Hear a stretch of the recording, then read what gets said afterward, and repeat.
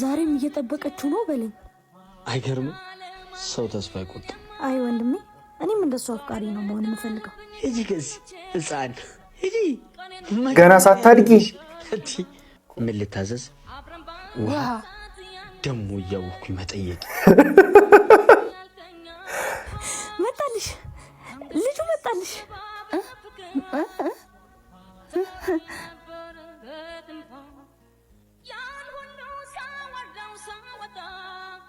ጎሽ አታናግሪውም እንዴ? ይሄን ሁሉ ቀን የጠበቅሽው ለማየት ብቻ ነው? መሐረቤን ያያችሁ ተጫውተሽ ታውቂያለሽ? አዎ። መሐረቤን ያያችሁ ሲሉን አላየንም የምንለው ሳናይ ቀርተን ሳይሆን ጨዋታውን ለማስቀጠል ብቻ ነው። አልገባኝም።